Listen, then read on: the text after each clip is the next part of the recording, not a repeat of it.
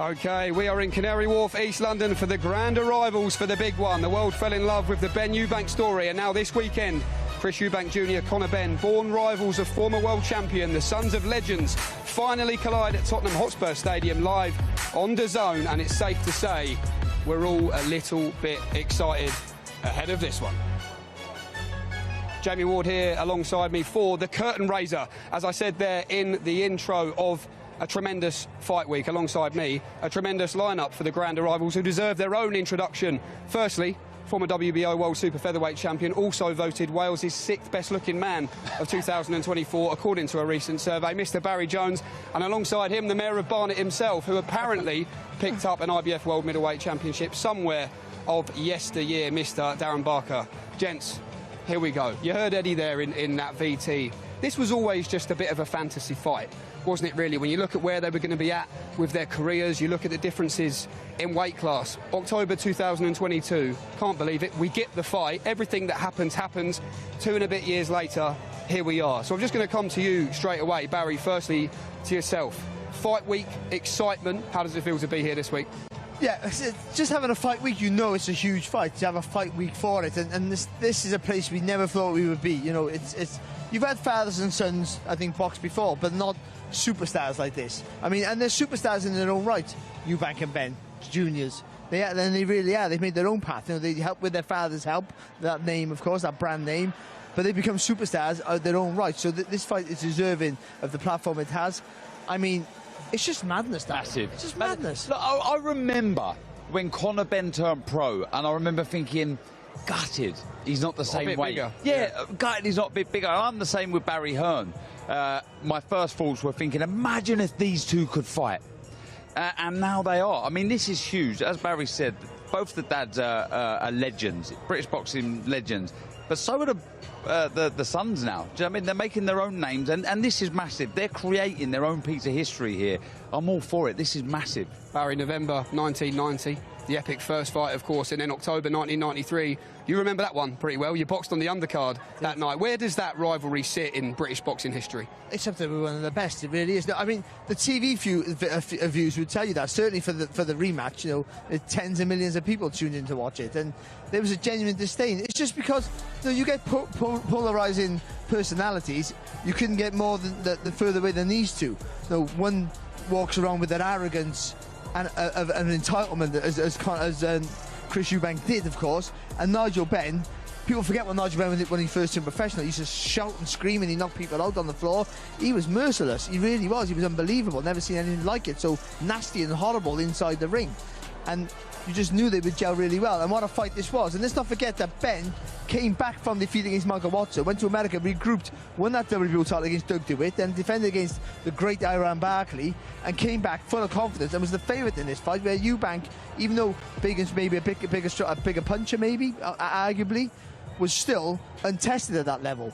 So the fact that he got the win, I thought, was an upset. And what won him that fight was his grit and his chin. The chin that his son has inherited. Yeah, absolutely. And one thing's for sure, where the dads fight gelled, the stylistically matchup was just perfect. I think exactly the same with the sons. I just feel there's so much ferocity and spite and fire in the eyes of Conor, and there's this, like Barry said, the entitlement, but this arrogance from Chris Eubank Jr. If he gets caught with a shot, he's going to want to fire back and land too. So I just think from that first bell, it catches fire. Safe to say the apple hasn't fallen far from the tree on either side. Yeah. It is, you know, and people talk about Conor Benn, you know, oh, Eubank's getting under your skin, and they said that I've been hearing that since the early 90s, and they do get under the skin. But Conor, like his father Nigel, they're angry people. Maybe not Nigel now, but they are angry people when they're in gym and they're in training camp. So I think Conor sort of said to himself, I think, he said, well, I'm angry anyway. So, like, you're not seeing nothing new here. This is who I am. This is how I portray myself. This is what gives me my confidence and also my ability to go out and do the job I do in the ring. So I don't think he gets under the skin, but I don't think it's a bad thing. I don't think it's going to mess him up psychologically. If Conor can get under the skin of Chris Eubank Jr., then possibly.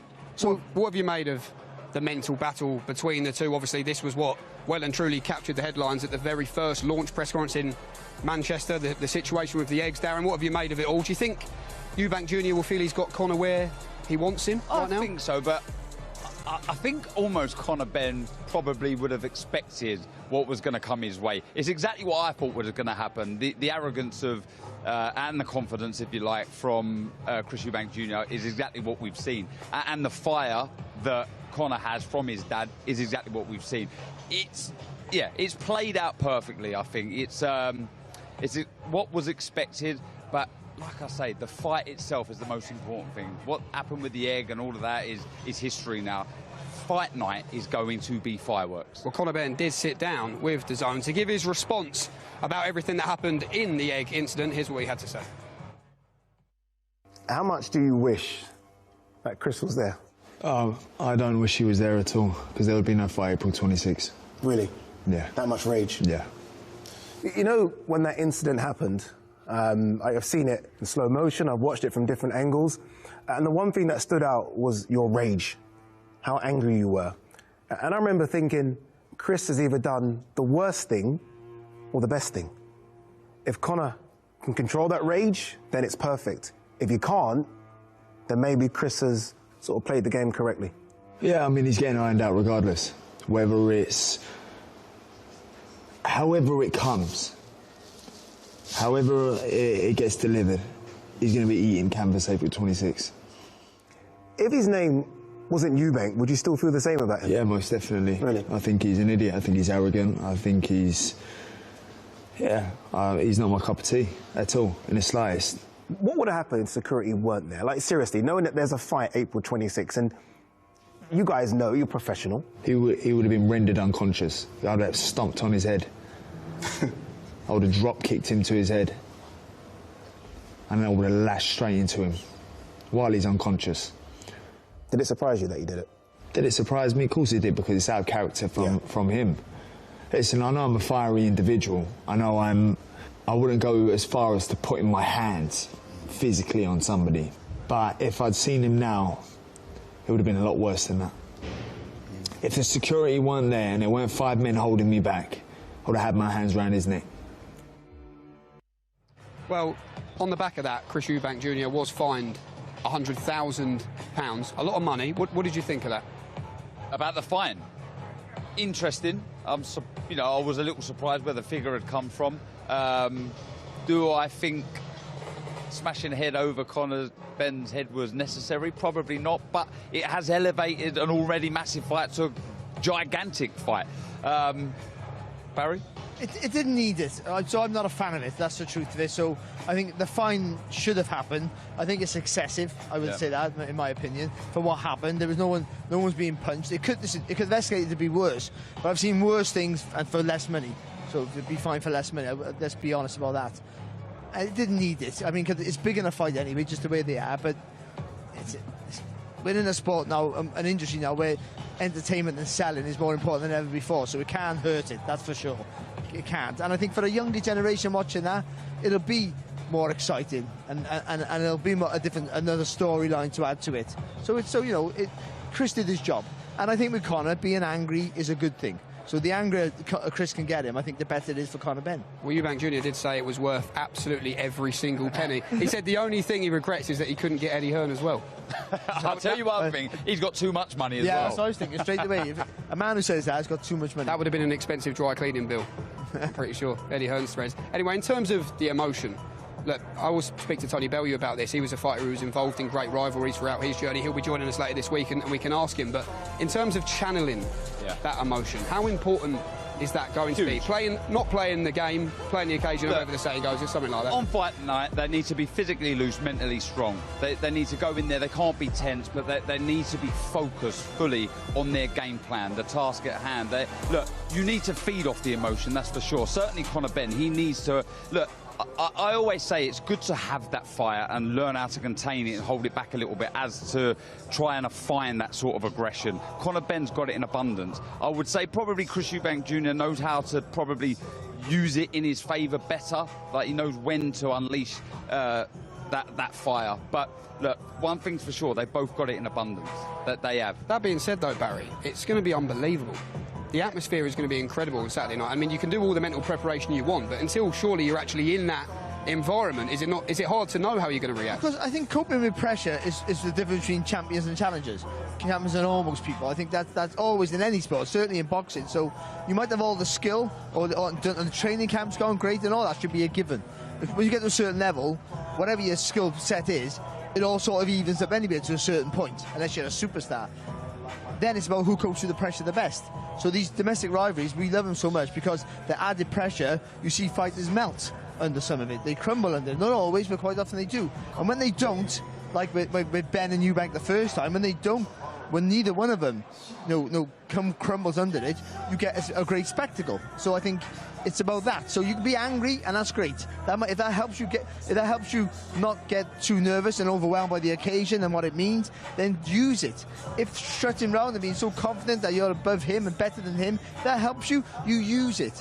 But either way, you've got to get it right. And it's small margins in any sport, but in boxing, you've got to get it right. And it can change. And I've seen fighters go from the dressing room, look fine, the ring walk, look fine. And when they step in that ring, their face changes. Boxing itself is a nerve-wracking sport. You know, when you could be fighting, and this is no disrespect, but you could be fighting for an area title or something like that. You're going to be nervous. The anticipation, the expectation that you put on yourself. Then couple that with this bad blood, this must win. The loser here will not be able to sleep. Can you imagine how they're going to be feeling as they're making that ring walk? That moment just before the first bell, that can make or break a fighter. And that's why it's important for Eubank, I think, to smash the air, because that gives him the upper hand. You know, he needs to be in this, the part he needs to play. The one who's always winding you up. That's important. If Conor did that to him, that's against the whole story and the recipe of the whole fight. So he'll be like, oh, he's wound me up now, I've got to try and get him back. And then he's not being himself. The fact that he's got the upper hand now, because I've done that to you, I've disrespected you, you're the angry man, and that's where you need to be. And it'll help Conor, but I mean also, it helps Chris be in the position he needs to be in, where he thinks I'm above you, I'm better than you, and all this is by my design. Well, that jeopardy, that fear of losing, as you say, I always think is what makes fights so exciting. And Darren, of course, you trained with Tony Sims. He took you right to the very top of the sport. Conor's training methods, we've seen it across Matchroom socials, up at 4:30 in the morning, running up hills. There's been a bit of research. Your modern day coach might say perhaps that's not the most productive way to go about your training camp now. What would be your argument for the old school methods that Conor Benn clearly still adopts? Tried and tested. I mean, I think all bases are covered when it comes to Conor Benn. You know, there's that element of new school, but the old school, that is tried and tested. I've heard Barry say this with other numerous people, that they train like poor fighters.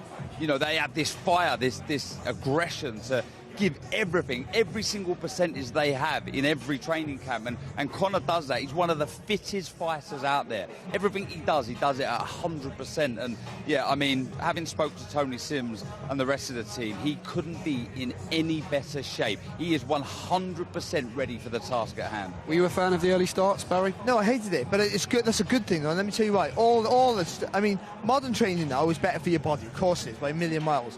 But mentally, getting up at 5 o'clock in the morning, having to run in the freezing cold up the hills like I had to, with sweat gear on.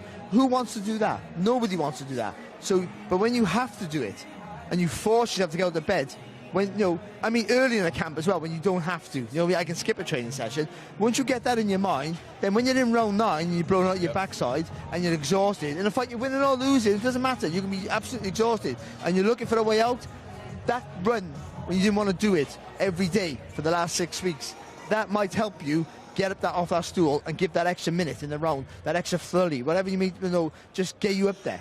You think it's easy in a fight. We all say, well, he's not doing enough work, but I forget how hard it was when you were in there to do enough work. Do you know what I mean? But the training does it. So it might be not the best for your body to run in the morning, and it's not, of course it's not. But mentally, doing things you don't want to do is part of being a boxer. I mean, some of the stuff and also your coach, that's important as well, the coach and the fighter, because he's going to tell you stuff that you know is not good for you, but might win you the fight. So fine margins. Yeah, so and Tony's the great example of that, because you trust Tony, because you know who he is, and you love him as a trainer. So if he's going to tell Conor to do something, Conor won't want to do it. And he might think, I'm not doing that, that's madness, I'm not doing that. I got to walk into punches, just for example, but because you trust him, it's to get you through the other end and win the fight. Well, if you don't trust the trainer, you won't do it. So, all these hard training camps and being with your trainer 24/7 is not the greatest thing. because you end up having an issue with each other. And also, you blame him for making you do all this hard stuff. It's his fault. But at the end of the day, you'll do anything for your training. Your trainer is your God. While you're fighting, he's in charge of your life. He's your boss. And that's how it should be. And if it's not that way, it's the wrong fit. OK, well, all the questions answered on Saturday night. 5 fights coming your way on DAZN this weekend. For the 8 fighters on the undercard, this is what dreams are truly all about. 5 p.m. start time, around 5:15 p.m. will be the sound of that first bell. All 5 fights are 12 3-minute rounds. We'll begin with a cruiserweight contest. Former world champion Chris Billam-Smith looking to get back to winning ways and right back into the mix when he faces Brandon Glanton, who hasn't been quiet in the build-up. Says he'll batter, third time lucky. The gentlemen all around the ring on Saturday night. Look forward to the verbal spars in that one this week. A terrific domestic fight then follows also in the cruiserweight division, and also looking to bounce back to winning ways is Chev Clarke. Defeat for the European title last time out. He defends his British title against the unbeaten 12-0 Viddal Riley. A fight that has been brewing, we finally see it. Matchroom versus Boxer 2, fantastic matchup. That one, a good fight in the middleweight division as well, as former world champion Liam Smith is back after 19 months out, which was, of course, in that defeat to Chris Eubank Jr. in Manchester. He meets 19-0 rising star Aaron McKenna, who believes he'll steal the show this weekend. There's a trilogy as well. It's one apiece, isn't it, between Anthony Yarde and Lyndon Arthur. The winner of this will be targeting the big names in a red-hot light heavyweight division. Absolutely no doubt about that one. Before, of course, the main event. Need we say any more? Chris Eubank Jr., Conor Benn, all the questions answered. And as I keep saying, gents, we are the lucky ones who simply get to sit back and enjoy it and watch it all unfold. And the good news for all you wonderful lot watching at home on DAZN is it's not just the boxing you can look forward to this year. Greatness comes to DAZN this summer. The world's best players will be summoned together to decide the greatest club on earth. Vinicius, great chance to score. Goats will battle Wonder Kids. Fire will meet ice. From Boca to Bayern, PSG to Palmeiras, 32 clubs from across the globe will compete to be crowned Rodrigo, what a strike that was! world champion. And this summer, Haaland won't be watching from home, but you can, on DAZN. In every country in the world. FIFA Club World Cup. Watch on DAZN from the 14th of June. Yes, DAZN is the official global broadcaster for the 2025 FIFA Club World Cup, which will feature 32 of the world's best from Europe, Asia, the Americas, Africa, Oceania. Will all compete for the coveted Club World Champion title. Watch all 63 games live on DAZN. That begins on June the 14th. Without further ado then, let's get the grand arrivals. Let's get Fight Week underway. Your MC for the week is Mr. Thomas Driver. Ladies and gentlemen, welcome to the grand arrivals for Fatal Fury. A great night of championship boxing this Saturday, April 26th, from Tottenham Hotspur Stadium in London, England. It is being brought to you by Ring Magazine and SNK Corporation, the publisher of the famous video fighting game Fatal Fury City of Wolves, with Eddie Hearn for Matchroom Boxing, Ben Shalom for Boxer, and Box Raw in association with Ring Magazine. Along with their great sponsors, Public Investment Fund, Visit Saudi, STC, SRMG, Dr. Suleiman El Habib Medical Group, Saudia, the national airline of Saudi Arabia, Jeddah Season, Malaf Cola, Visit Qatar, Core Group, Desert, NHC, Jacko, Sky, Arab National Bank, First Data, Sella, and SMC. A big thanks to those great sponsors. It will be broadcast worldwide on DAZN and on Sky Sports Box Office in the UK. Final tickets are available now through ticketmaster.co.uk. Let's now get the grand arrivals started.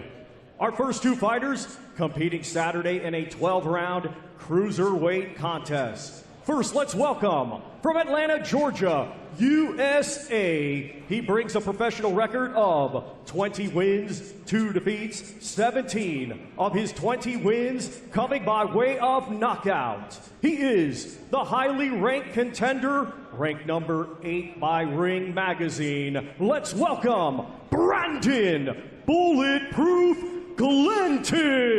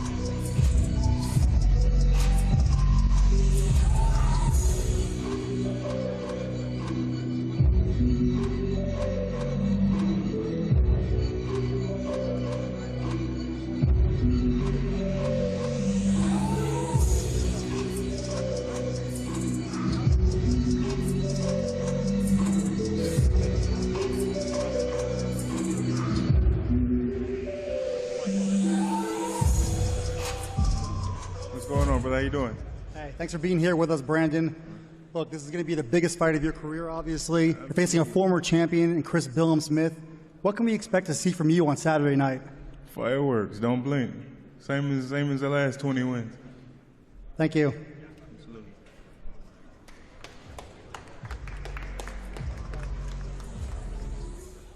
And now let's welcome, from Bournemouth, England, he has a professional record of 20 wins, 2 defeats, 13 of those 20 wins coming by way of knockout. He is the former WBO Cruiserweight Champion of the World, known as the Gentleman, Chris Billam-Smith.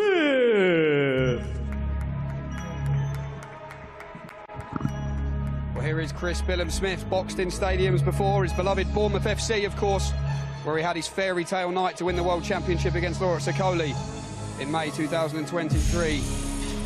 5 months on from defeat to Zerdo Ramirez, he looks to bounce back this weekend.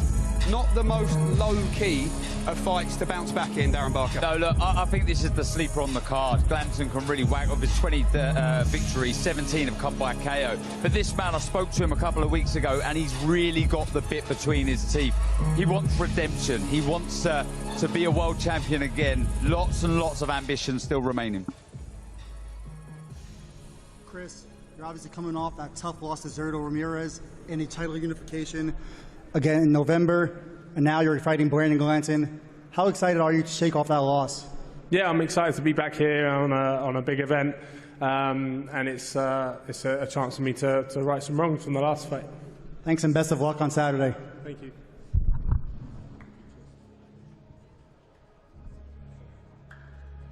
Fighters, now please face off.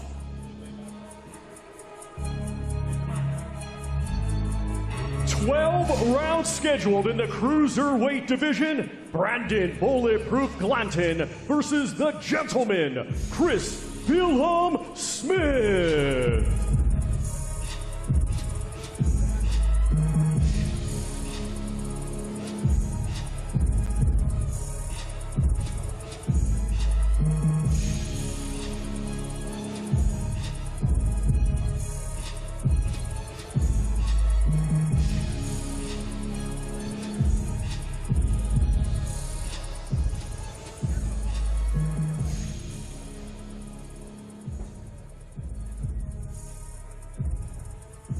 Our next 2 fighters competing this Saturday in a scheduled 12-round contest. It will be for the British Cruiserweight Championship. We will first welcome the challenger. From Tottenham, London, England, he is undefeated with 12 wins, 7 of his 12 wins coming by way of knockout. He is the current English Cruiserweight Champion, Viddal, the Realist Riley. Yep, sticking with the cruiserweight division, absolutely love this matchup, Viddal Riley and Chev Clarke. It's a domestic banger, Barry, and what a moment. Look, you can see the Tottenham Hotspur jacket for Viddal Riley, a boyhood Tottenham fan, to fight at the home of Tottenham Hotspur for the British title. That's fairy tale stuff. Yeah, and to Riley, he's been really labelled as a YouTuber, really, because he made a big name for himself in YouTube. But people forget, he boxed before that, and a very decorated amateur he was also. So he has plenty of skill. I think he's taken this game seriously.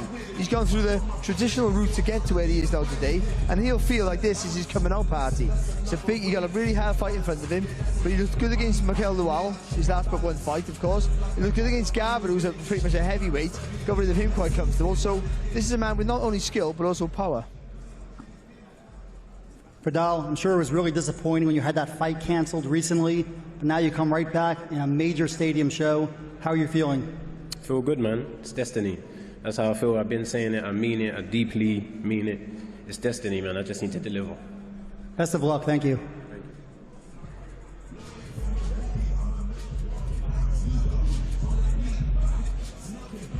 And now let's welcome the defending champion from Gravesend, Kent, England. He proudly represented Great Britain at the 2020 Olympics and now has a professional record of 10 wins, just 1 defeat, 7 of those 10 wins coming by way of knockout. Here is the former European title challenger and reigning and defending British champion, C4 Chev Clarke. Well, Viddal Riley says it's destiny. But for Big Chev, of course, you may remember, took on Leonardo Mosquera for the European title last time out in December over in Monte Carlo. Was put down in the first round of that fight and rallied back to lose on a split. In the end, his first loss as a professional. He's taken himself away to America. Said he's cut off all family communication to firmly focus on the task at hand, Darren Barker. A lot to love about this matchup and a lot to admire about Chev for jumping straight back into the fight. What a fantastic fight this is, and this man desperate to get back to winning ways. He's got the bit between his teeth, as Billam-Smith has in our first fight of the night. Do not blink on this one. Chev, you're the British Cruiserweight champion, and you're defending that title on Saturday in Tottenham Stadium. It's going to be over 60,000 people there, sold out. How's it going to feel? It's going to feel amazing. It's great to be on this stage. And I'm going to bring my title home. All right, thank you. Looking forward to seeing you on Saturday. Yes, sir. Fighters, please face off.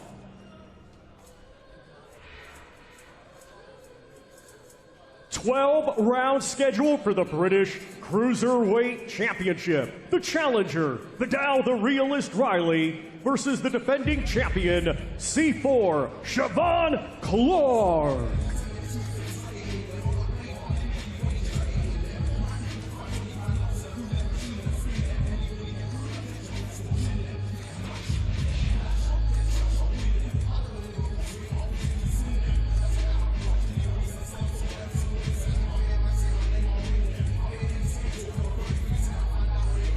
Thank you, gentlemen.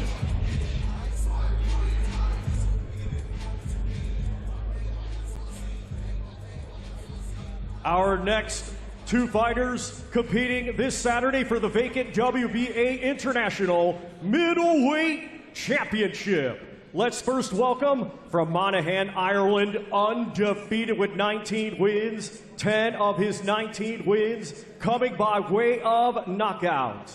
Let's welcome the relentless, undefeated fighter known as the Silencer, Aaron McKenna.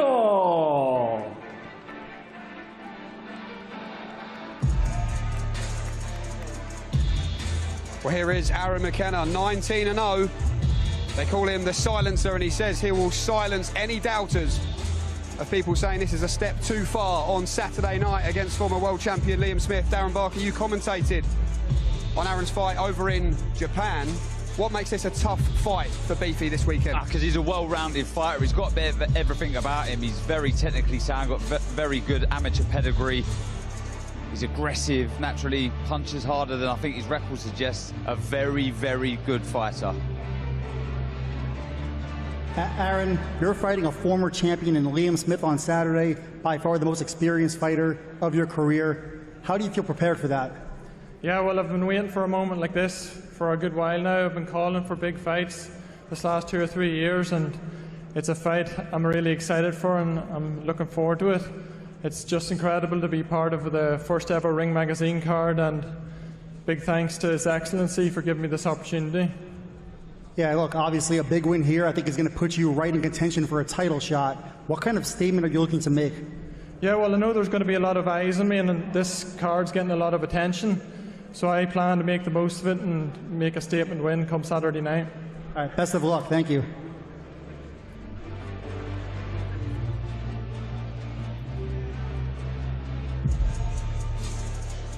And now let's welcome from Liverpool, England. He has a professional record consisting of 33 wins, 4 defeats, 1 draw. 20 of his 33 wins coming by way of knockout. He is the former WBO super welterweight champion of the world, Liam "Beefy" Smith.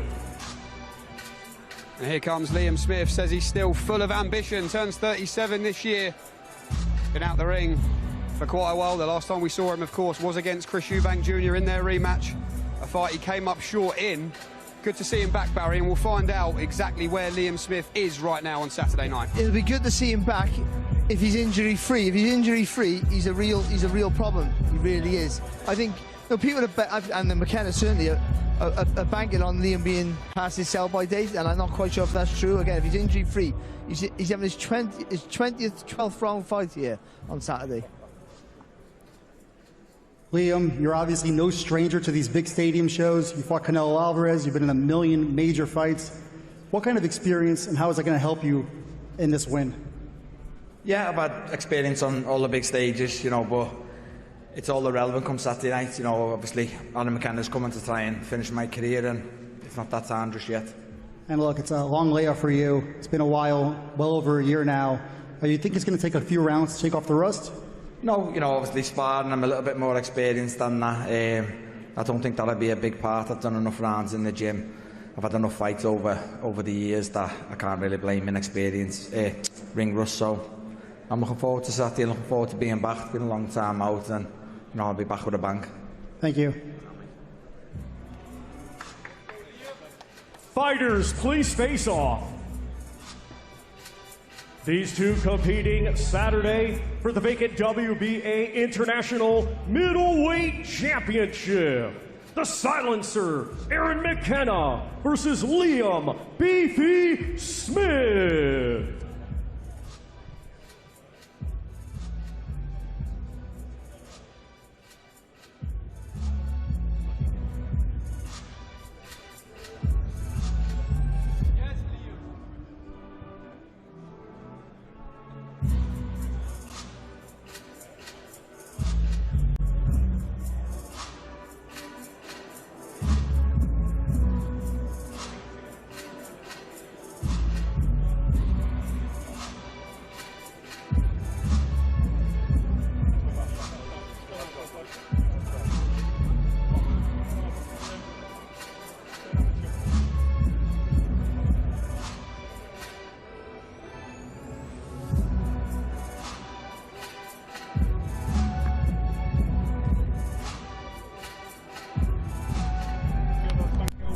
Thank you, gentlemen.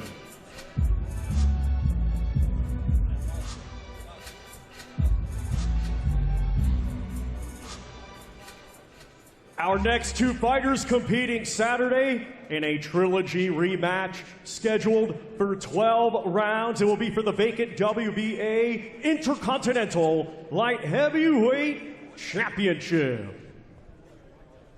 Let's first welcome from Manchester, England. His professional record, 24 wins, 2 defeats, 16 of those 24 wins coming by way of knockout. He is the former IBO Light Heavyweight Champion of the World, Lyndon "King" Arthur. Well, Liam Smith has said that, look, if Conor Benn wins, that's a fight he's open to. If Chris Eubank Jr. wins, he wants the trilogy. And speaking of trilogies, we have one to look forward to on Saturday night in the light heavyweight division, December 2020, split decision in favour of this man, Lyndon Arthur. And April 12th, the rematch in 2021. Yarde won in the 4th round. Darren, did you think we would see this third fight? No, I didn't. And if I'm honest, I think Lyndon Arthur's got it all to do here. It was a very, very good victory for Anthony Yarde in that rematch. He just ripped up the script, didn't he? Everyone thought it was going to be a close fight, but the first one, it wasn't. So this man really has to find something special Saturday night. Lyndon, this is going to be your 3rd fight with Anthony Yarde. You won the first fight by decision. The last fight didn't go your way. And in that first fight, you really had a great job with your jab. How do you get back to that? Listen, we get it cracking on Saturday, and we'll see. Everybody should tune in. I'm excited. And look, obviously it's 1-1 now. This is going to decide who comes out on top in this rivalry. Do you think it leads to a title shot if you win? Pardon? Do you think it will lead to a title shot if you win? Yeah, whoever wins this fight goes on to bigger and better things, obviously. So, yeah. All right, thank you and best of luck.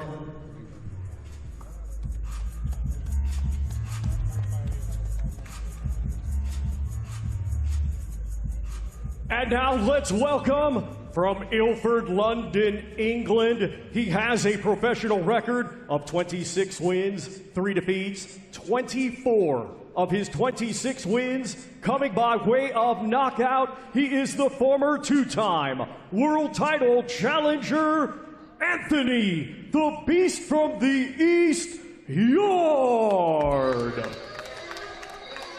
Well, here comes Anthony Yarde, been in with some of the very best, hasn't he? From Kovalev to Beterbiev. In terms of where he's at right now, though, Barry Jones, it has been a little bit stop-start, perhaps through no fault of his own, but he'll feel like he has to do a proper job here to get back in that top mix. Yeah, let's be honest, his last performance was massively underwhelming, and that's not like Anthony Yarde, because even in defeat, he's been absolutely fantastic. And that's another thing, that we judging him on his 2 biggest fights, that was Kovalev and Beterbiev, where he was tremendous in both, certainly Beterbiev, but he still came second, unfortunately. But what he's shown throughout his career is a panache for a great finish. So he's a patient man. He always gets the job done early. When he's on form, he's a very, very hard man to beat. Can he recapture that form? That's the question. Let's hear from him. All right, Anthony, obviously you know Lyndon very well. You fought him twice now. First fight didn't go your way. Second fight, 4th round knockout. How can you possibly top that? Doing the same again, or doing it quicker. But for me, it's just focusing on getting the victory. And look, I know you're yearning for another title shot. You've had 2 title fights now, Sergey Kovalev, Arthur Beterbiev. Both are incredible fights, and you came up just short. What do you think you have to do to get back there? Just keep winning, stay focused, keep progressing. Thank you. Thank you. Fighters, please face off. This Saturday, it will be a trilogy rematch, scheduled for 12 rounds for the vacant WBA Intercontinental Light Heavyweight Championship. Lyndon King Arthur versus Anthony, the Beast from the East, Yarde.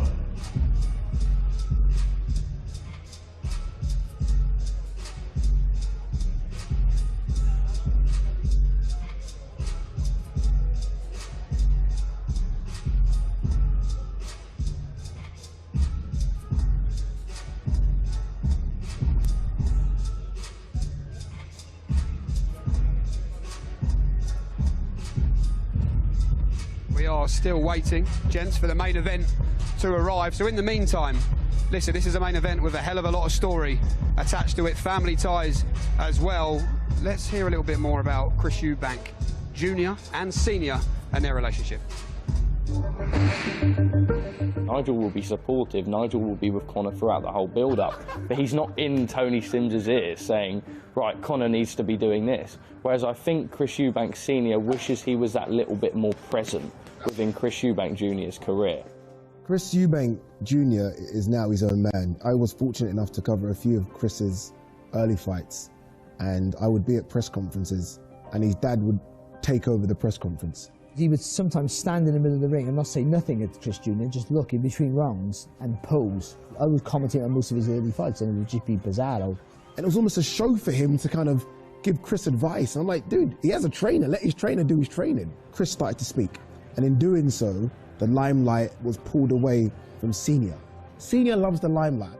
Since he wrote me that letter that said, I'm now the boss, I saw a clip of him saying, my dad's gone missing. Well, I went missing when you said, I'm the boss. Even in the biggest fight of my career, we're still talking about my old man. That shadow is gargantuan, but I didn't see it as a bad thing. I learned a lot from being in that shadow. I learned a lot from trying to eventually get out of the shadow. I think it's been a blessing. I wouldn't change it. Chris Senior didn't really want Chris Jr. to have this fight. Many reasons why. The weight cut, he didn't want all the stipulations behind the scenes, he didn't want.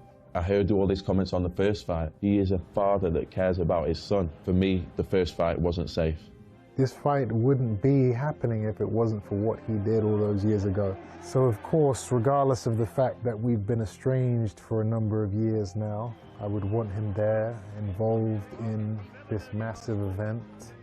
Of course, I will accept anything he asks me, but you have to have the humility to ask. I'm actively working to try and get him there. Will it happen? I couldn't tell you, but all we can do is hope and pray, right? Okay, well, just like magic, look who has joined us in the studio, Matchroom's promoter, Eddie Hearn. Eddie, I've got to ask you, you've been involved in many big shows in your time in this mad old boxing game. You've had good relationships with fighters. You've certainly got a good relationship with Conor Benn, maybe not so much Chris Eubank Jr. Where does this whole occasion sit for you? Massive. I mean, I can't believe we're 4 days away. Is it actually going to happen? I mean, I don't want to... Don't say that again. You've done that before. Listen, like, I just, you know, in a minute, those two are going to be walking down there. Camp couldn't have gone any better for Conor Benn. You know, I'm sure Chris Eubank Jr. has worked hard, you know, and they've all got it all to do on Saturday night. I think there's going to be a huge amount of pressure. Both guys have been involved in big nights before, but nothing like this. Probably the experience side will benefit Chris Eubank. I think he's been around for a long time. I think he's been part of a lot of fights. For Conor, it's probably about keeping a lid on emotions this week. They've done such great work in training camp. The last thing you want to do is just come here and ruin it all by getting your nervous energy up and getting pumped up. I think you'll see a fairly low-key Tuesday, Wednesday, Thursday. I think the weigh-in will erupt on Friday, but you know, if I'm in Conor Benn's training team right now, I'm just saying, nice and calm. You've done the hard work.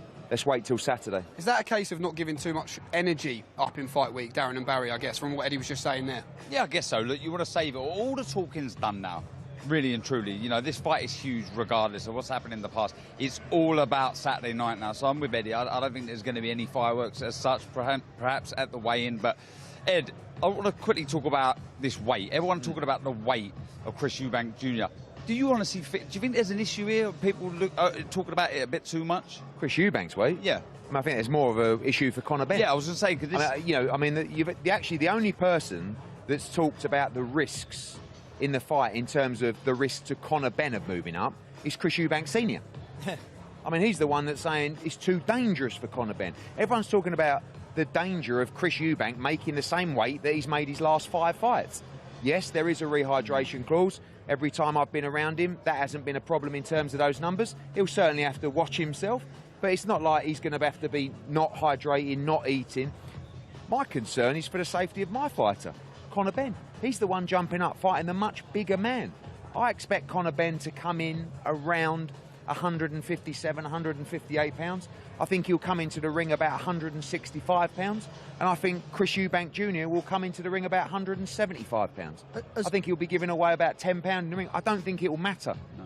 The way that he's been performing in training camp, the way that he's been sparring, the size of the opposition he's been sparring against, he's ready for those guys. And let's not forget, his last 2 fights have been at 154, you know, when he's had those interim fights. So, listen, there's no doubt he's at a disadvantage in terms of the size.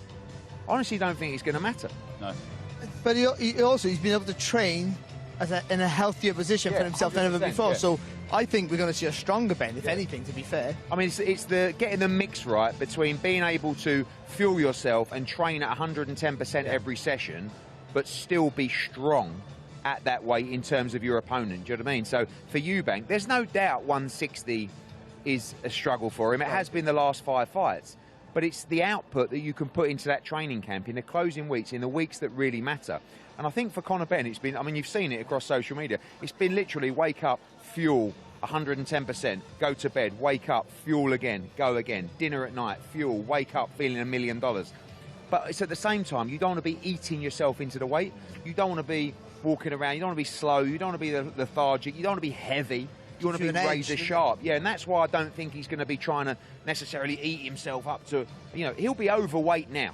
Yeah. He won't be, he'll be over 160 pound now, in my opinion. It'll be very close. But Eubank at this stage is probably, what, 170? 172, bringing himself down to championship weight. So, you know, this week will be much tougher for Chris Eubank, no doubt about that, because this fighter in Conor Benn is a guy that won't have to probably make weight. But at the same time, it's the numbers that you enter the ring at as well that will have a difference. But, you know, some of the best fighters I've worked with have only been 3, 4, 5 pound over championship weight when they go into the ring. And I mean, Carl Froch was probably the best example of that was just so strong. I mean, literally would wake up in the morning, go for a wander, get on the scales, done, small rehydrate, 4 or 5 pound, but go into the ring, you know, without putting your body through that 24 hours or 48 hours of stress to try and get yourself back to ready to go. Eddie, have you got a little... I mean, I've not seen you so quiet at 2 press conferences that we've seen for these 2 launch ones, obviously in Manchester and then in London. I'm not allowed to speak. Well, yeah, have you got a game plan? No, my game plan is I don't want to upset Chris Eubank Jr. I don't want any unfair advantage for Conor Benn. Clearly, most of Chris Eubank's focus going into this fight has been on me rather than Conor Benn. So I'm going to stay out of it because I don't want to get into his mind and start giving Conor Benn any additional advantage. We don't need any advantage. So I've got a few ideas that I think will help, but you won't hear a lot from me this week. I'll try and stay out of Chris Eubank Jr.'s way because I don't want to get in his head. Let him focus on the fight. He really needs to. He did say the only regret he had is that he didn't hit you with an egg as well. Yeah. Well, a lot of people would have loved that. Trust me when I say it was double on sight if that would have happened. Would you have got involved, would you? Thank God for the security, eh? Blimey, thank God that didn't happen. See me get angry. Woo! Ed, wow. Look, there's 2 narratives I've seen here, or 2 storylines that seem to be making waves. It's Benn early, Eubank late. Yeah. But you disagree with that, don't you? Or vice versa. I've heard you fancy Benn on points. Is that right? No. Oh, well. It's the one method of victory I can't see happen. Right, okay. I mean, the one thing I'll say is that Conor Benn's conditioning is second to none. So there is a lot of narrative, like you said, around Benn early, but Eubank doesn't really look great over 12 rounds. It's not like, I mean, you know, I think he's got a decent engine. How will he make the weight? How will the hydration affect him? The reason I think people are choosing Conor early is because of the sharpness of the way he starts a fight and the way he punches, but also probably because of the Liam Smith defeat as well to Chris Eubank. I mean, I believe, I was so shocked by the Liam Smith knockout because Chris Eubank Jr. has always had an unbelievable chin. And he ain't got an unbelievable chin anymore. That's fact. You don't get knocked out like he did against Liam Smith without having that wear and tear on the chin, because in the early days, his chin was incredible, like his old man's. And I just don't think he can hold a shot like he used to. And I think Conor Benn's shots are going to have more effect early in the fight. Catch him cold. And honestly, Tony Sims, like you said, Tony Sims doesn't make predictions like that. When have you ever heard Tony Sims say, this fight is not going 6 rounds? I mean, Nigel says he's not going 4 rounds, but he's also his dad, right? But I can't see this fight going more than 6 rounds, honestly. Like, you know how Conor Benn fights. He's not going to come out and start, you know, running around the ring and boxing and moving. He's going to come out and set about him. Do you think, on the flip side, Eubank will try and navigate and stay out of trouble those early rounds? He might choose to come and have a fight with him. You know, he might choose that he likes his chances in a shootout. I mean, you know, Eubank's not a massive puncher at middleweight, but he can punch, you know, and obviously he's a middleweight. So and he doesn't have the footwork to dance around. Yeah. Eubank has to take the centre of the ring. I'm not saying he has to push Conor back, but he can put himself on the ropes. It's just impossible. Well, he has to you can't see Eubank going for a wander. No, but at the he's same going to time, have to. I agree with you. He's going to have to hold the centre of the ring. Conor early is very difficult. You know, the twitches, the movements, the feints. no, till you get into the fight with Conor Benn, you see in those opponents, even when he was having short camps at 154, the first 3, 4, 5 rounds, he was so razor sharp, hitting you from angles, and then after that, once the opponent got in it. And so that's why I think people would favour Eubank once he gets into the fight. The idea is you don't let him get into the fight. But it'll be fascinating if Eubank comes out, takes the middle of the ring and sticks it on Conor in the early. I mean, but I think Eubank will think the same. I can't let Conor Benn get a really fast start, so I got to start pumping that jab on. And he'll be expected to push him back. But the thing is for all the bravado of Chris Eubank Jr., do you honestly, like, he's not stupid, right? He's actually do you think he really? I'm sure he thinks he's going to win, but do you think he's confident in what he's got and what he's bringing to the table these days? I don't. I think he knows he's not the fighter. Yeah, but the thing is, Barry, back in the day, right, he was quite deluded and arrogant with it, and he was tough enough and robust enough, and probably naive enough about the game that he just thought he could walk through people and he was invincible. Yeah. I don't think now. I don't believe that he's confident in his chin like he once was. I don't believe he's confident in his body, his knees, his shoulders like he once was. I think this is for him. It's like, got to find a way to get through this.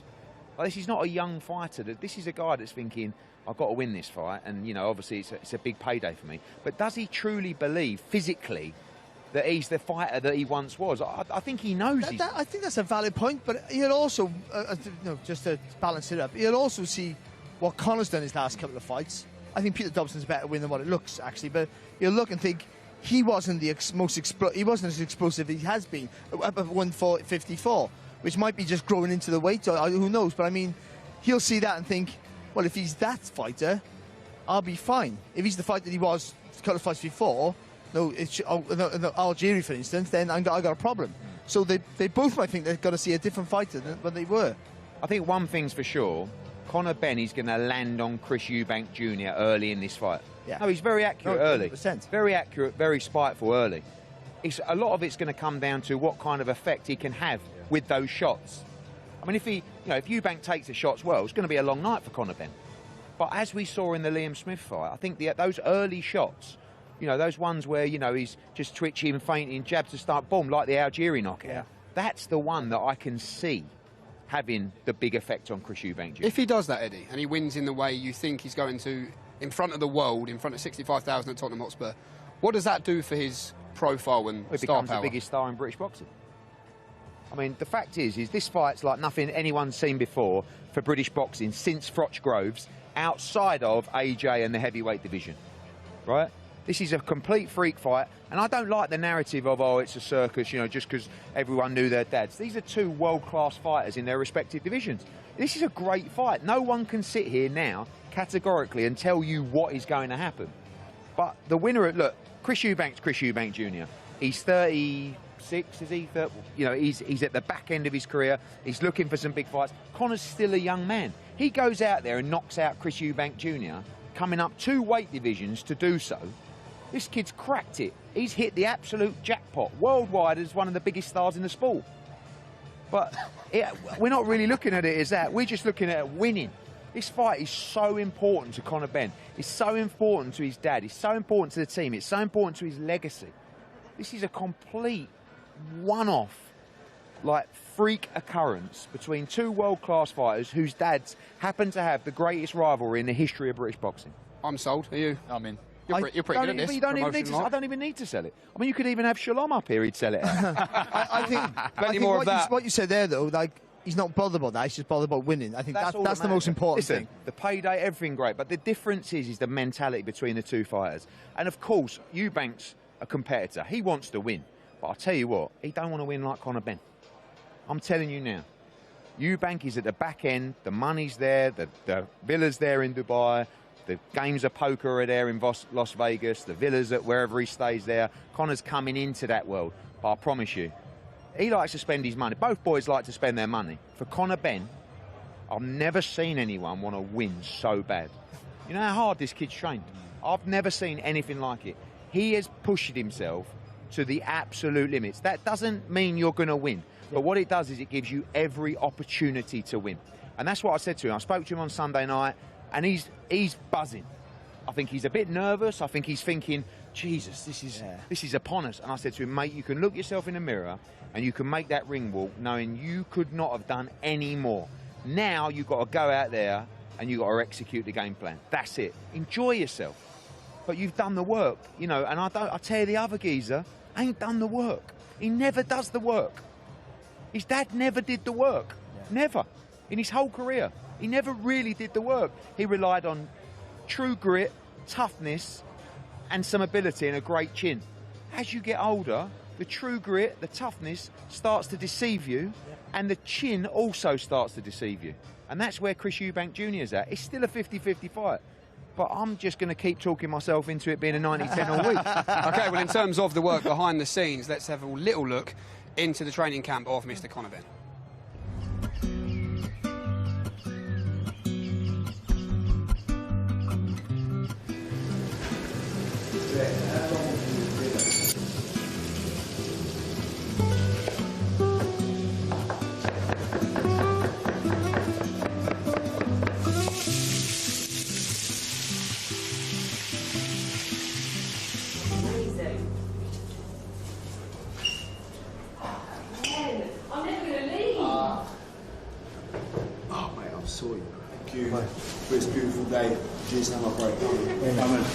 With Con now stepping up in weight, we are doing something slightly different, but his weight's great anyway. He's 10-12 pounds over exactly where we need to be, but we are putting him in a caloric surplus. Normally we go high and low on each training day, so some days are high, like the sparring days, some days are a little bit lower to tap into the weight.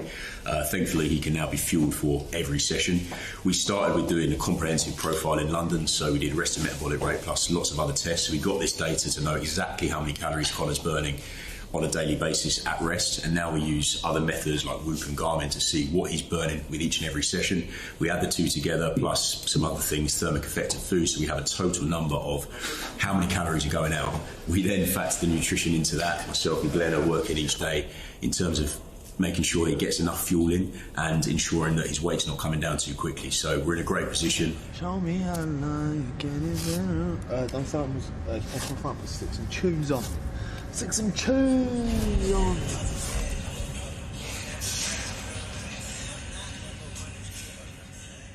There's one thing hitting the bag, there's one thing hitting the pads, and then there's sparring. You know, to be able to implement the shots that we're working on in sparring, it's very rewarding. So yeah, I always love sparring, love taking out aggression, love beating people up, love working on teams, I love a lot about sparring, to be honest. It's probably one of my favourite things to do outside of fighting.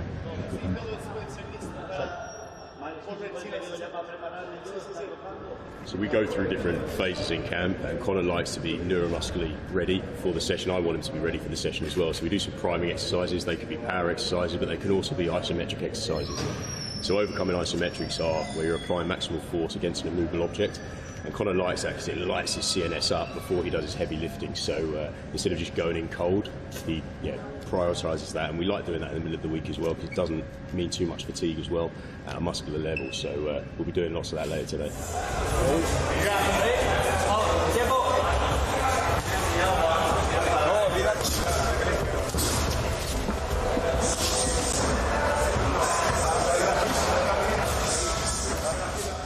Of course, so much to look forward to with regards to the main event, but also 4 cracking fights to look forward to on the undercard. And one man who has joined us in the studio is in a big fight on Saturday night. First of all, Liam Smith, great to see you back. You just said, don't remind me about how long it's been, 19 months since the rematch with Chris Eubank Jr. To be back, obviously you were due to have the fight with Josh Kelly last September at Wembley Stadium, unfortunately forced out through illness. But to be back on this stage, how does it feel?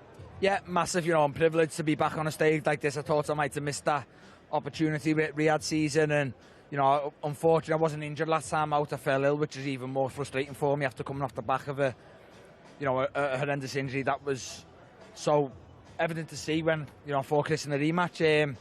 I feel I'm in a good place now. I'm privileged to be on a card this big and this spoke about, and selfishly I don't give a shit really about the main event. I need to just win, announce I'm back, and then I'll speak to you about the main event and call the winner out or whatever it may be. And in terms of this fight, I saw an interview you did recently and you said, look, whoever they offered me, I would have said yes. Was that the case with Aaron McKenna? This time round it was. This time round it was you know, anyone with half a name, I would have got my teeth into. I've got a point to prove. I was horrendous last time I saw in the ring.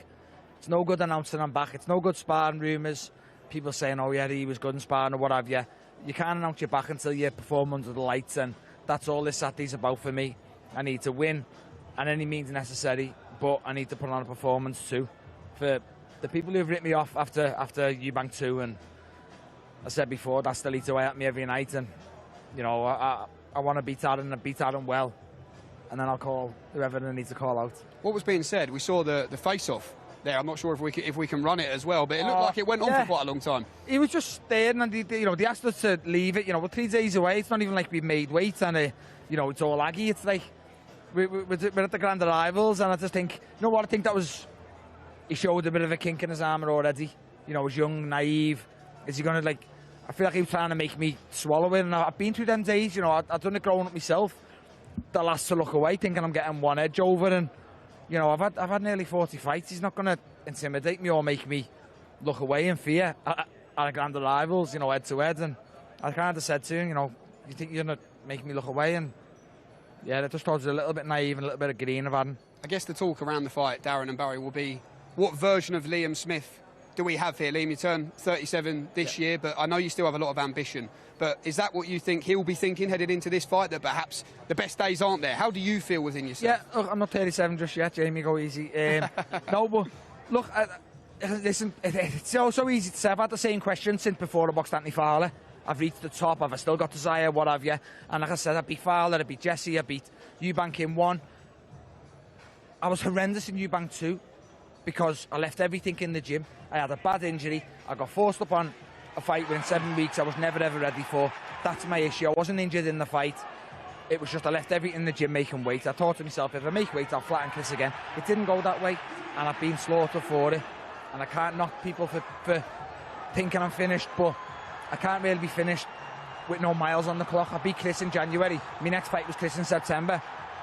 January, people say I'm the best middleweight in the world. September, I'm finished and need to retire. It doesn't make sense. It doesn't add up with no miles in between. So it's a fickle old game at times. Of course it is, and I get that, and I can understand people, and that's why Saturday's here, and that's why Saturday is down to me to make people realise, no, I'm not done yet. And what are you expecting from Aaron McKenna? Good fighter, he can do a bit of everything. Yeah. Tough opponent? Yeah, definitely. You know, a big middleweight, as you saw. Like to set a decent pace. But, again, I keep going back to the Anthony Fowler thing. I remember doing an interview after Fowler. I said, you know, you can match me with anyone. That bill was littered with 154 fighters. JJ Metcalf, Kieran Conway, Ted Cheeseman, Troy Williamson, me, Fowler. They were all about on the same bill. And I said, you can match me with any one of these now. And it's a very good fight for 6 rounds because they're all good fighters. Aaron McKenna will be very good, very competitive for 6, but then it's down to me to use experience, cuteness, and, you know, show. I do think his downfall will be as naive, you know, as greenness and as eagerness to beat me and think I'm finished. I was thinking the same thing, actually. I was thinking about how compact you are and how wild he is. And the early rounds are going to be, you know, you have to be aware of it, but then the way you slide inside, which is something that I never used to give you credit for early in your career. Steve O'Meara fight, what's that? Yeah. That's got to be over 10 years ago. And I think your hands high, your elbows are tucked inside. To watch you without really studying you, you're to come forward fight with your hands high. Yeah. But actually, the way you slide into distance is absolutely phenomenal. I mean, when you really, really watch what you do, the subtle stuff while you're getting close, and I just think that for McKenna to throw long, which he has to, gives you that time to slide right in. Given him some money or something? There's a fiver. No, but we went through the old Slugger Box Nation together. So me and Barry are the same team. We've been around a long time. We done the Slugger Box Nation being built, and you know, yeah. Me and Barry I do want to ask you, Liam. Obviously, you know Chris very well. A fight with Conor has been spoken about. You two have had your back and forths over the years. Truly, how do you see the main event going? Look, I think it's, you know, I won't be surprised if either of them win. Sorry. You'd ask me to, you know, put money on and I keep the winnings. I pick Chris on points. I think Chris can make it a little bit not nice to watch early on. I think Chris will spoil Conor.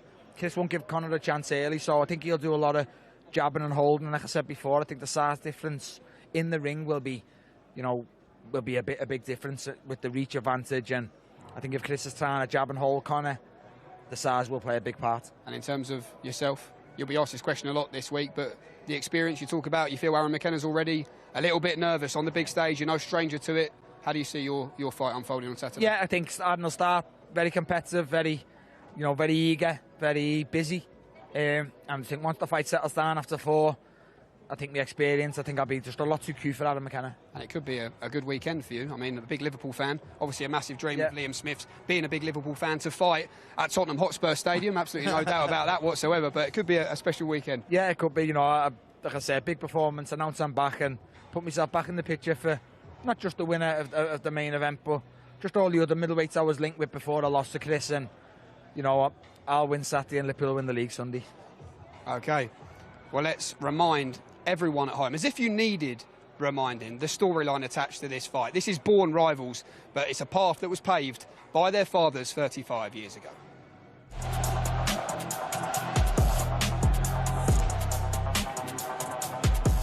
Massive characters, so different, polar opposites. They're the perfect dance partners. You're either Team Chris or you're Team Nigel. There was no in between. Here you had two diametrically opposed individuals. On the one hand, the kid from East London streets, attitude, violent. Nigel Benn would walk into my office and I would never know if he was going to try and hit me or burst into tears and sob like a baby. Completely unpredictable. Nigel Benn was my favourite fighter growing up. Fierce outside the ring, fierce inside the ring. His nickname was the Dark Destroyer, and I think he embodied that. There's almost this scare factor with him. He's the kind of guy you wouldn't want to see down a dark alley.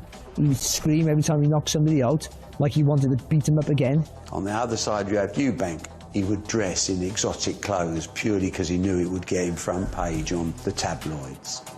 The perception was that Eubank was the cocky, arrogant one, the showman with the big truck. What I saw was a physical specimen that had put in a lot of work. He was the master of technique. Nigel Benn was the master of violence.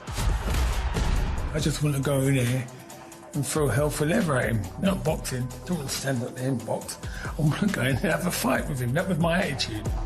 Eubank, initially, most people hated him because of his attitude. It was like, who do you think you are? He walked around like an English country gentleman. He upset a lot of people, but they all bought a ticket to watch him coming, hoping he'd get beat.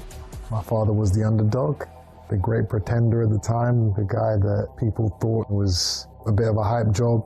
Over a period of time, they began to appreciate the enigma that was Christopher Livingston Eubank. We just clashed. We were just so different, me and Chris. Nigel Benn did have a lot of hatred for my father, and it showed. My dad couldn't stand senior. Still has to have a lot of patience with him to this day, so I completely get it. Nigel Benn was so destructive, and that's what he brought to the ring, a very different kind of style to Chris Eubank, and that was one of the most important components of this whole rivalry. You don't get more of a beef in boxing than you had with my father and Nigel Benn. OK, well, good news for those watching at home. I have been told that the main event are in the building. I mean, look, it's easy for us to probably stand here and act excited, but we're all fans deep down. You two have got a bit more skin in the game than me. You've been there and done it and won the T-shirt, but to be here and cover this event is really special. Oh, incredible. And I always go, look, as Barry said, when there's a fight week, it's a big fight, it's a big show. But can you imagine, and I've said this to you, I've said it to you both, when the referee brings them to the centre of the ring, gives them their instructions, then sends them back to their corners, that energy, that excitement in the crowd, that says it all. What is that moment? You know that moment you just spoke about? It's almost as if the time just tends to stand completely still. I don't. Moment. No, do you know what? That's okay. It's when you first get in the ring, and that's the hard part because you step in. But the noise in that arena, in the stadium, as Darren said, that noise is sort of going to go inwards and outwards. That noise, it'll be amazing because all the crowd, they all get excited. They're on their feet, and there'll be a scream and a whoo. And then you know you're in a real big fight. Do you know what Chris Eubank Jr. said recently? I saw it in an interview. He said it's one of the first fights he can remember in a while where there's two bad guys who both might get booed into the ring. Have you thought about that? Yeah, I mean, look, it's going to be one of those things I look forward to hearing. It's going to be some event, some night, it really is. And I mean, the undercard, this man here, he'll be feeling the nerves, as will Eubank Jr. There's so much on the line here. Pride, bragging rights, the family name. So much pride, so much on the line. I can only imagine how they're feeling. It is that jeopardy, Barry, isn't it? The There is. fear of losing for both is massive. Of course, because it goes deeper than just your own pride. That's the truth of it. You know, but I would say they're always in big fights because they're big names. But for Conor Benn, this is his biggest fight, and it'll be Eubank's biggest fight. But he's boxed in stadiums before. He's boxed against bigger names. He's been underdogs. You know, he's more used to this than Conor by a million miles, by the way. So it's a lot of it is how Conor copes with the pressure. And if he can cope with it like his dad used to, that's why I still keep saying the angrier he is, the better it's going to be for him, because he'll be focused on that, not focused on there's 60,000 people or the noise can get you, or as Carl Froch said when he boxed in Wembley, the cold air hit him, and that almost sort of shook him out of his focus. And I never really thought of that before. You know, all these little things that you don't really realise out in an outdoor stadium are different effects. Cause the littlest thing can, you know, it's like in a fight. The littlest thing, like you put your right sock on first rather than your left sock. All these stupid things you have, things can sway you. Little tiny things can get you out your rhythm, and maybe that getting out that cold air hitting your chest. You know, little things that you're not used to. And that's why for Conor, more than anyone else, he has to be really focused and just angry. Yeah, I have just been told that Chris Eubank Jr. is upstairs currently being checked pocket-wise for any potential eggs. I'm not sure if my producer's having me on, but I have just been told that. Eddie said he expects this week to be a bit calmer. Do you agree with that? Yeah, I did. I think everything's done now. Everything's been said now. You usually get hot-tempered affairs at the weigh-in because you're one sleep away. But generally, I think it will be calm. But as I said, yeah, he's going to be backed up Saturday night. It's going to be incredible. This man here, yeah, talk about experience. I think that Liam Smith rematch holds him in good stead as well, because there was a lot of pressure going into that fight. If he was to lose again against Liam Smith, his career was over, and he passed that test. So he'll take confidence away from that. Man of many coats, isn't he, Chris Eubank Jr.? And he has a big collar. Notice that?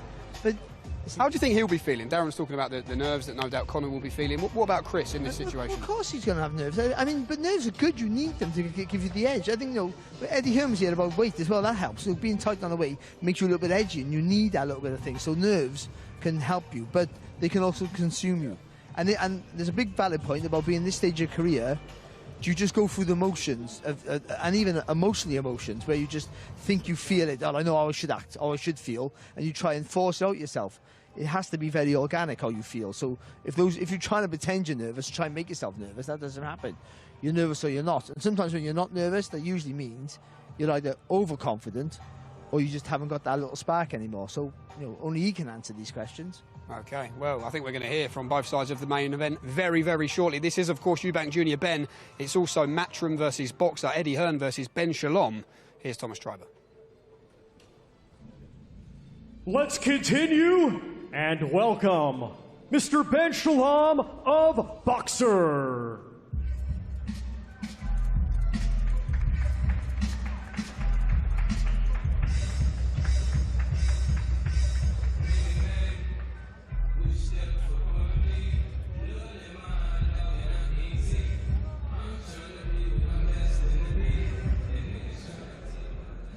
Ben, you have a major show this weekend, Tottenham Stadium, over 60,000 sold-out crowd. What kind of atmosphere are you expecting? Look, this is absolutely enormous. I think it's going to be something that goes down in history. It's the biggest fight of the year. It's the biggest event of the year. It's the biggest story in British boxing of the past 30 years. I'm delighted to be involved. Thank you to Boxer, Matchroom, The Ring, His Excellency. Without him, we wouldn't have been able to get this fight even made, but what a card and what an event we have to look forward to. And look, there's no secret about the rivalry between you and Eddie Hearn. How badly do you want Eubank to win this fight? Look, he's already told me it's on site, and so I'm just watching myself.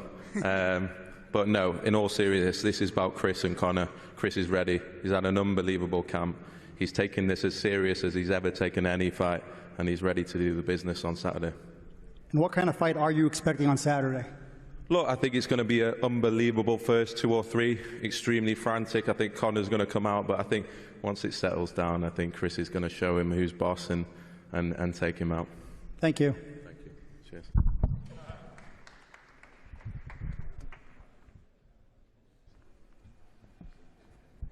And now let's welcome Mr. Eddie Hearn of Matchroom Boxing.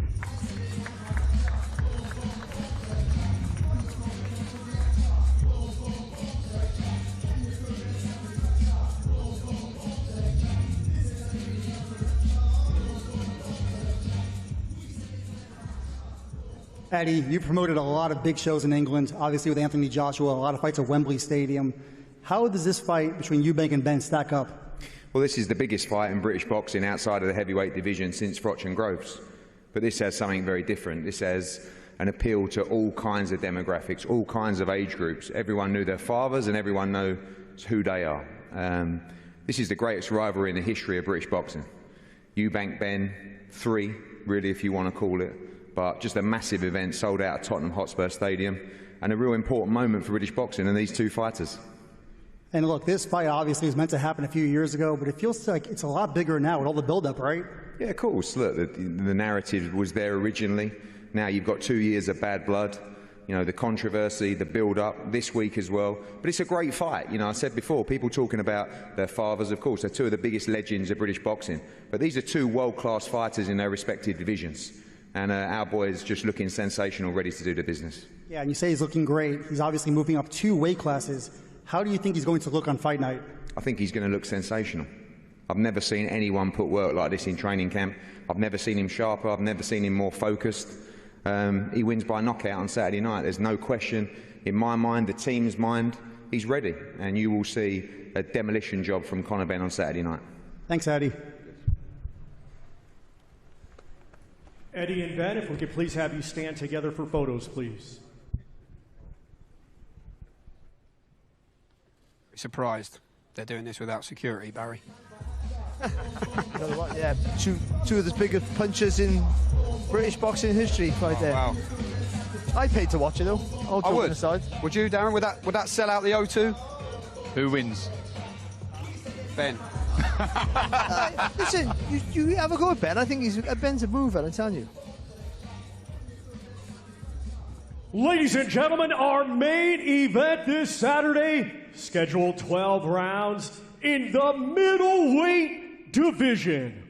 Let's first welcome from Ilford, London, England, undefeated with 23 wins, 14 of his 23 wins coming by way of knockout. Let's welcome the undefeated former WBA Continental Champion, Conor the Destroyer Benn.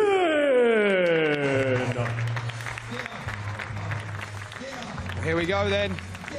One side of your main event, here comes Conor. And I mean, you only have to listen to the way he spoke in the build-up to this one. He said his game plan is quite simple. Hop, skip, right hand to the temple, left hook to the body. Good night, Chris Eubank Jr. He's keeping his cards close to his chest anyway, I think he's going to come out all guns blazing. There's going to be education behind him, but the fire that this man has, similar to his dad, is going to be so evident on Saturday night. Don't blink, because this man holds centre of the ring and he lets bombs go for as long as this lasts. Conor, you're a natural welterweight, moving up 2 weight classes, and in your middleweight debut, you're fighting one of the best in the world. How strong are you feeling? Yeah, listen, I mean, it don't concern me in the slightest. You know, I've prepared hard. I've done everything I possibly can in the gym. I've left no stone unturned. So for me, I look at him, I ain't really too concerned. You know, I'll be him anyway. This has been a really heated promotion, a lot of bad blood. Is it personal? Yeah, it's always personal. Every opponent I fight's personal. People want to say it's strictly business. It ain't business.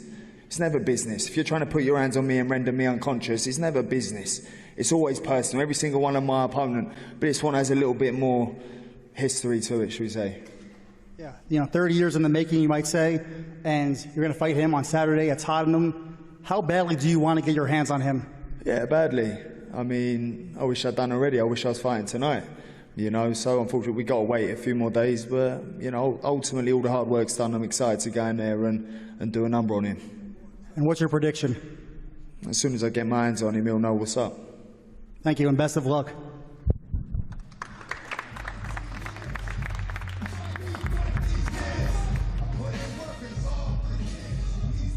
And And now let's welcome from Brighton, England. He has a professional record of 34 wins, 3 defeats. 25 of those 34 wins come by way of knockout. He is the former WBA interim world champion and current IBO middleweight world champion and ranked number 5 by Ring Magazine.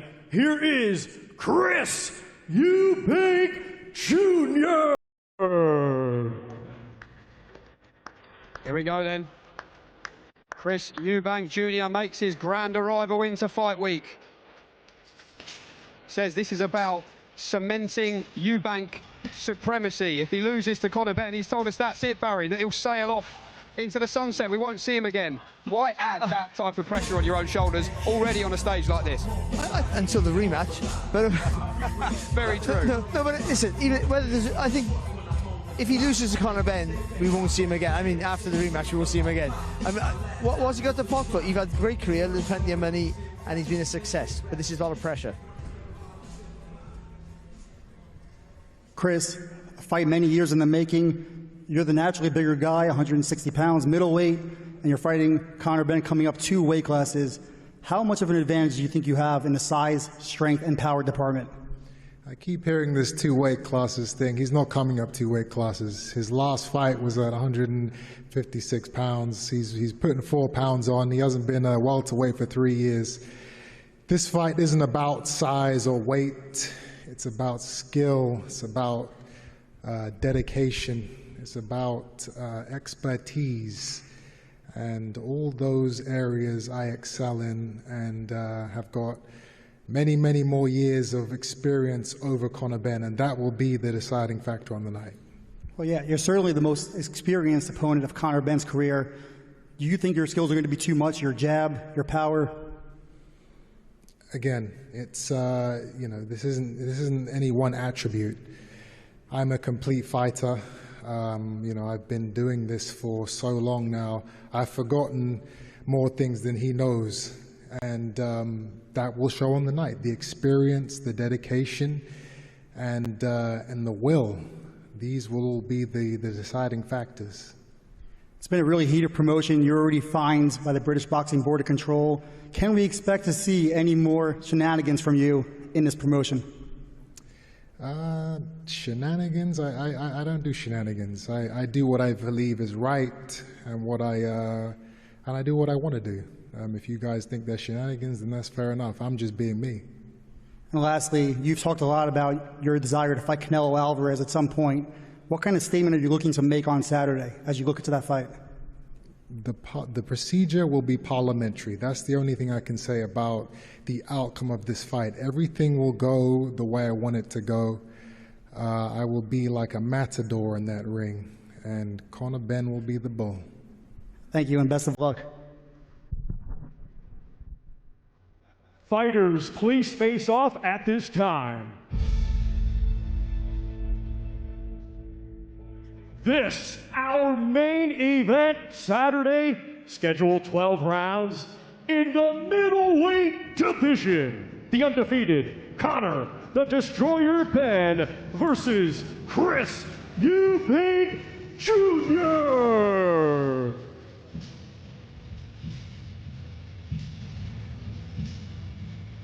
Fair bit of a gap this time round, gents, on that face-off. No risks being taken here this close to the fight. No, rightly so. I mean, it's all fun and games. We'd love to see him have a little bit of a push on what's happening, but there's always jeopardy and risk that the fight doesn't happen. So I think keeping that distance, and it adds to the intrigue, though, doesn't it? Stone cold. But you know what they said, the way they acted, is just what we expect now. So there's no real shock there. So still menacing and articulate, I would say, with Conor Benn, and Chris Eubank's always very articulate, and dismissive. I think that's the story of the fight, and the story of their personalities. The procedure will be parliamentary. I believe we are going to be joined by Mr. Chris Eubank Jr. momentarily, which is fantastic news. Any questions lined up, Darren? Yeah. I have, and it's how they certainly Chris Eubank, that's who we're going to be speaking to. You dream about the fight.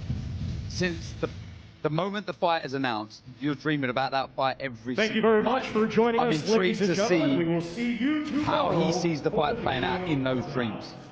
But he looked big there, Eubank Jr., I must say. One thing I do want to ask him about is the compensation, as he called it, to the fighters on the undercard. Of course, you'll remember October 2022, the original date in London that Chris and Conor were due to fight, and he gave them all a few quid. What did you make of that gesture? Unbelievably special. It really, whether you got the money or not, I heard someone say, well, he can afford it.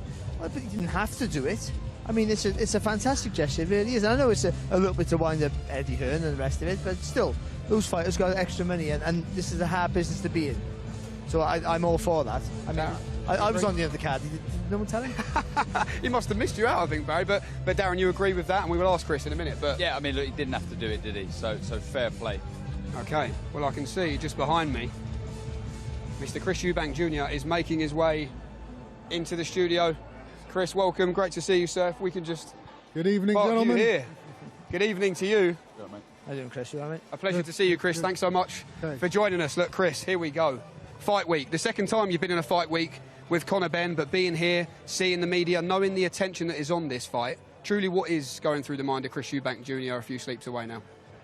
I'm calm. I'm very at peace with where I am in my life and where I am in this fight. I really do believe that everything I envision, everything that I have trained for will come to fruition.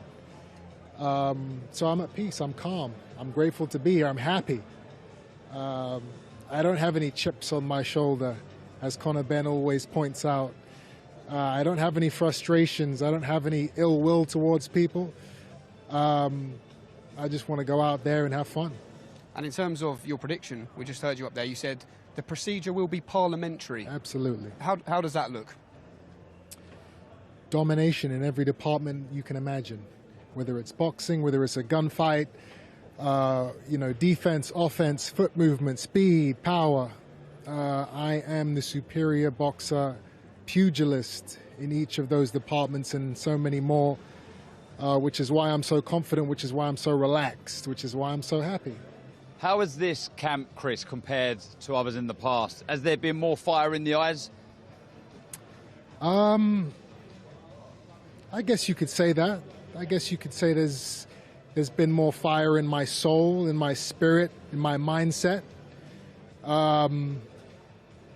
This is the biggest fight of my career. This is the most important fight to date, which is very rare for a 35-year-old fighter. Usually at 35, fighters' careers are behind them. Mine is, I'm still going up and up. In terms of the motivation, Chris, for this fight behind the scenes, how do you compare the motivation and the drive to beat Conor Benn in comparison with the fear of losing to Conor Benn? How have you balanced that out in your mindset? Do I look like I'm scared to you? No. Well, there you go. There is no balance. I'm scared. Chris, a lot has been made about the weight. Forget about Conor's weight, about you making 160 after being 168 and coming back down to 160. But you look really healthy today. Well, the weight cut doesn't really come into play. The serious weight cut doesn't really come into play until a day or two before the fight. So, this is where you're kind of starting to deplete. But the main stuff happens 24 hours before the weigh-in. I will look like a different man at that as point we all in do, time, yeah, of course. and I will feel like a different man. You know how it goes. But as of right now, I feel good. Just very quickly, obviously, when this fight was announced, I'm sure you've dreamt about it plenty of times. In that dream, how does the fight play out? He doesn't touch me. I impose my will. I do everything that I want to do, and I dispose of him when I'm good and ready. Doesn't go the distance? Absolutely not. It's impossible for this fight to go 12 rounds. Are you expecting him, as many are, when we see Conor, he always seems fired up, especially when he sees you, Chris. When that bell rings, is that what you're expecting for Conor Benn, just to come flying at you from the other side of the ring? Maybe. I hope he does for the fans' sake. he says that's what he's going to do. It's going to take a lot of balls to approach me like that. But if he does, wow, this is going to be, you know, fight of the year contender. Okay. And final one from you. Where does the Eubank story go when you get the win against Conor Benn? Where does your story go from there? At your age now, as you said yourself, most fighters would be tapering down or even thinking about, you know, a step out of the door, but you seem to think that you've got a lot more years left. So I believe I do. You know, I really do. The opportunities are there. The opponents are there. The titles are there. You know, so, you know, this just puts me on a level to where I can get all these fights made like that. You know, there's always been politics in the past. It's been hard to make fights. It's been hard to get fights. After a win like this in a fight which is, you know, it's surpassed what boxing is. Now it's mainstream. You win a fight like this, you can fight whoever you want after that, you know? And that Eubank supremacy, that's what you've said throughout the whole build-up, cementing the Eubank name, upholding the family name. Ultimately, is that all what comes with the victory as well? Keeping the Eubank name that little bit in front of the Benn name. Just a little bit. I'm not greedy. Doesn't have to be miles, but we have to be on top. They cannot get a win over us. I have to respect my father's history, his legacy, what he achieved in his career. I can't let him down, I can't let myself down, and I can't let my fans down. This is a deeply personal and important fight for me, and I can't wait. Chris, we wish you the very best of luck on Saturday night. We hope we get to speak to you as well as the countdown to fight night continues. Ice in the veins then of Chris Eubank Jr., maybe not so much for myself. After that look in the eyes, I'm certainly sweating up here on the big stage. Here is a reminder of what else is coming your way this week. Of course, we will be back with the media workout tomorrow, 6 p.m. here in London, 1 p.m. Eastern time over in the States. And then, of course, the final press conference, likewise, 6 p.m. here in London and 1 p.m. Eastern time. And the fight week will continue with the weigh-in on Friday and then fight night, where all the talking finally stops. And I mean, we simply cannot wait, can we? And this weekend, of course, the action does not stop here. On Saturday night, so much to look forward to. A 35-year family feud in front of a sellout crowd at the Tottenham Hotspur Stadium, by now at DAZNboxing.com. Also, Cruiserweight World Champion Chris Camozzi takes on Andrea Italian Thunder Bishi at BKFC 73 over in Italy. Dream Boxing brings us Adrian Krasniqi versus Diego Ramirez on Saturday night. Plus, Kurt Scobie will take on Jesus Vasquez Jr. live from New Jersey, USA. And just remember, you can keep up to date with all the events on offer by heading to the DAZN platform and going to the schedule section, where you'll find all the live action, including, of course, the big one this weekend. Live on DAZN Worldwide, April 26th, Eubank Jr. versus Benn. Over 30 years of rivalry and hatred. I do hate him. Two warriors, two wars, but the feud was left unfinished. Then, a bloodline born. Legacy, respect. The next generation. My dad's my hero. A new destroyer. Rivalry in their veins. Hatred in their blood. This is going to be the bloodbath. For family. This is personal. I can't lose to this, man. History. Eubank, Nigel Benn. This is a war. Legacy. This is the final chapter. Eubank Jr. versus Benn. Live on DAZN Worldwide. April 26th. Buy now at DAZN.com/boxing. Yep, so many big fights coming your way on your global home of boxing. Right here on DAZN. I mean, have a little look at this. This Saturday, of course, Fatal Fury, Eubank Benn kicks off a string of big nights coming your way on DAZN. On May 2nd, Ryan Garcia faces Rolly Romero live from Times Square in New York City. A card, of course, which also features Teofimo Lopez versus Arnold Barboza Jr. and Devin Haney versus Ramirez. That's followed by Canelo Alvarez's pursuit of undisputed super middleweight glory once again. That one over in Riyadh, Saudi Arabia. Pick one or go all in with the Knockout Weekend Bundle. exclusively only on DAZN, available to buy now. Then it's a Queensberry double, of course, Saturday, May 10th. Anto Kakache defends his IBO Super Featherweight World title against Lee Wood in a great fight in Nottingham. Then May 17th, do not forget, it's the big rematch at the Copper Box, affectionately known now as the Copper Bosch, here in East London, as Johnny Fisher and Dave Allen do it all again. Then on May 24th, Josh Taylor makes his Queensberry debut, moving to welterweight to face Eko Esserman in Glasgow. All part of over 185 fight nights. And the good news is it's all live right here on DAZN. Well, I didn't get chinned by Chris Eubank Jr., which was good. But listen, just listening to him speak there, he said it himself. Does he look nervous? No, he doesn't. Ice in the veins. This seems like standard procedure for him. Yeah, look, you could argue and say he's been there and he's done it. He's seen it all before. Like I say, that rematch with Liam Smith, there was a lot of pressure going on him. But this is different altogether. This is something that not many have to experience. There's so much on the line here. But yeah, he does look calm, he does look cool. As you said, Barry, as well, he looks good on the weight. I just want this fight. I want that first bell. What did you make, Barry, just quickly? Well, it's typical him, really. But he did say that this is my biggest fight, you know. And think about that Billy Joe Saunders fight. At that stage of his career was huge, you know. And nobody wanted him to win in that crowd. It was a pro Saunders crowd. So he's coped with pressure before. But I think he's realising this is a huge fight and this can change my career. Not as financially, he's fine, but this can change his career. And he maybe get that world title shot that's always eluded him.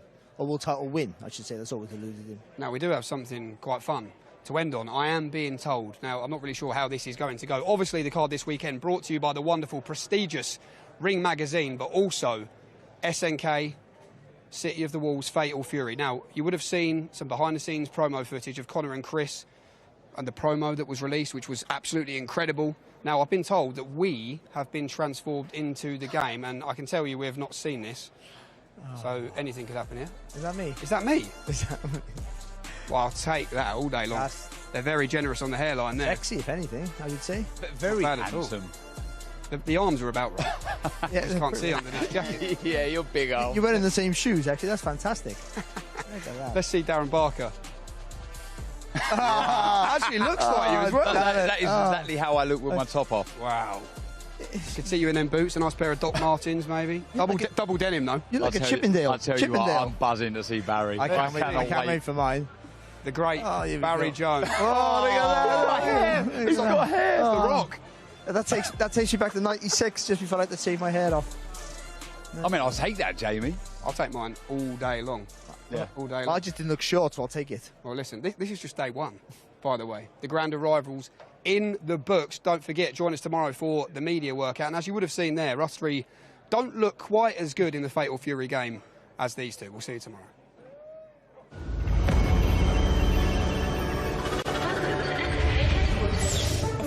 本部へようこそ。ここでは画廊伝説のすべてが保管されています。Please hold. Here, you can see our server room, where millions of players are playing online as we speak.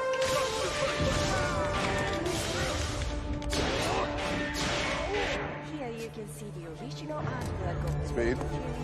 Speed, where are you going? Whoa! Yo, Chad, this place is sick! Yo, what is that red button? Bro, don't do anything stupid. Nah. It must have the new game in this. Chad, should I hit the red button? Do not press the button. Chad, should I take it? You're mine. Let us finish what your fathers couldn't. Speed, do not press the red button.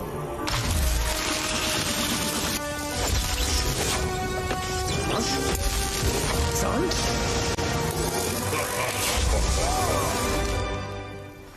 Oh no.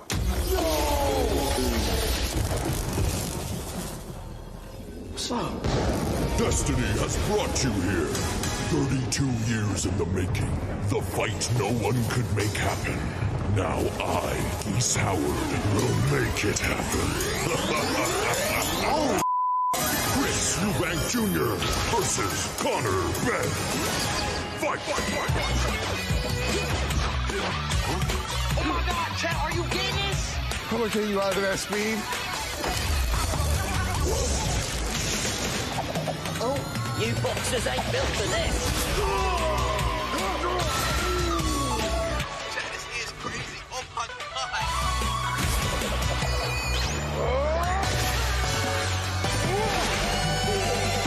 on, son. Yeah. Okay,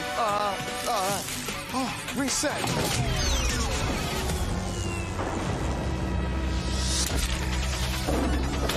Oh, Jesus. Damn.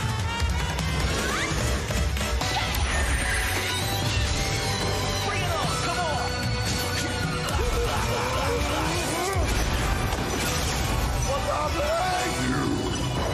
Time to end this.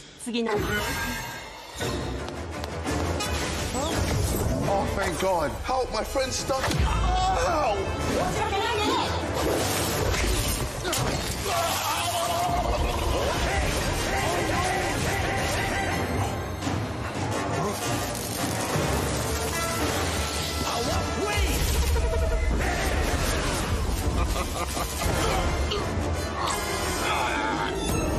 Finally, time to settle what your fathers never could. Fight!